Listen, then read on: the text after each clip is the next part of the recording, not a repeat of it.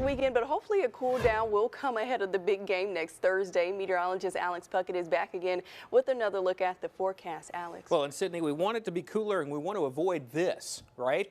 Heavy rain falling right now in Hoover. That heaviest rain still west of the Galleria there, but there is some activity on the radar right now. Some showers and storms bubbling up in the heat of the afternoon. These not moving much, but new ones popping up from the outflow from some of the old ones. So let's take a closer look at some of the heavier rain right now falling in Hueytown, Pleasant Grove, Bessemer, back over towards Oak Grove, over towards Driftwood and Bull City. You can see that outflow boundary showing up around that. So that could kick off a couple of more showers and storms. If it can do that, those would likely be developing over towards Gardendale, Fultondale, Morris. Some additional downpours have popped up from around Inverness and Brook Highland, back over towards Homewood, Hoover, and extending back down towards the north end of Pelham and over towards Helena.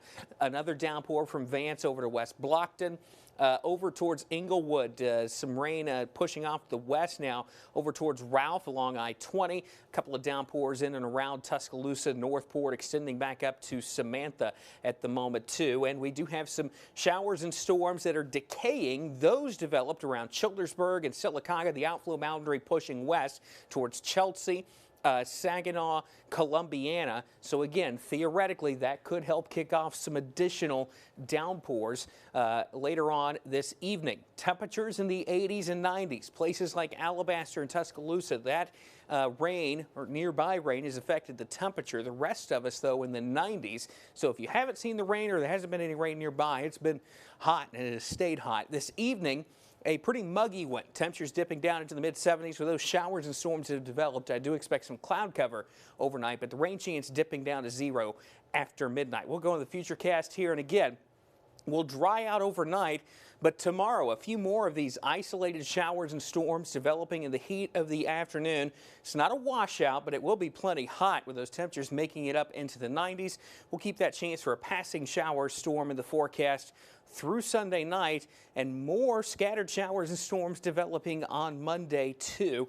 Not a widespread rain chance anytime soon, but those rain chances, very important, do dip down quite a bit for the middle of the week. And I know we got a lot of stuff going on in town in the middle of next week, so we're going to get into that Rickwood forecast in a minute. But something that can this time of year throw a wrench into our forecast, the tropics. We're keeping an eye on some broad area of low pressure that's going to be swinging through the Bay of Campeche into the southwestern Gulf of Mexico. Now, look, this system may develop into a tropical depression or storm, but the track here is out to the west, not towards the central Gulf. So heavy rain possible back towards maybe Texas and Louisiana. Looks unlikely that we would see significant amounts of moisture from that. Temperatures do dip back into what we would consider a more average range next week, low 90s. But as far as weather for those games at Rickwood, it's going to be warm but mainly dry for both the minor league game and the major league game, but certainly you're going to want to dress for that warm weather